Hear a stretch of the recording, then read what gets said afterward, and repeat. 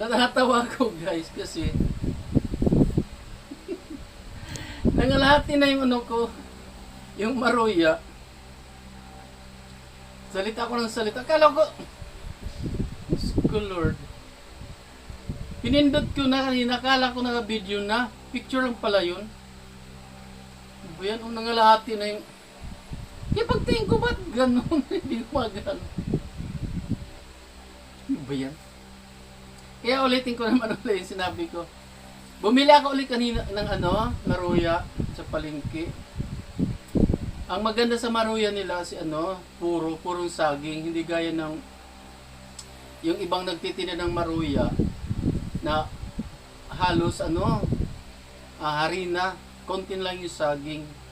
Ito talaga ano, sulit talaga yung 25 pesos mo. Saging na saging talaga. Kaya nangalahati na oh. Tapos di pa pala naka-on yung picture pala yung ano ko kayo napindot. Ano ba yan? Tapos bumili rin ako ng ano, Mountain Dew. Ayan oh. Kain tayo. Nangalahati na tuloy.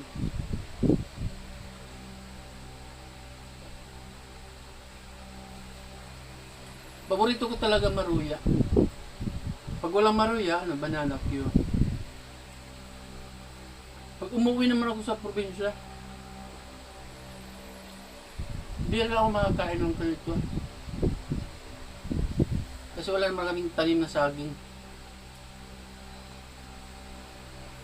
Kaya minsan, hindi ko na maisip kumain ng ano, ganito kasi puro inom ng tuba.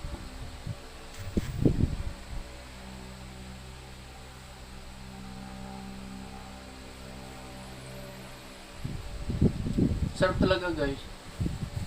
Di ka logi sa 25 pesos. Kasi ano siya, siksik liglig.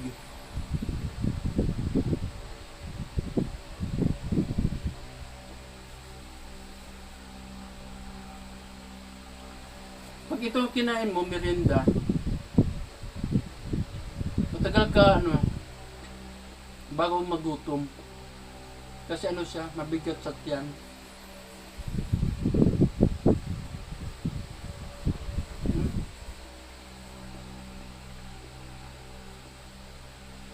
Yan guys, bye-bye na ha. Merinda na rin kayo dyan.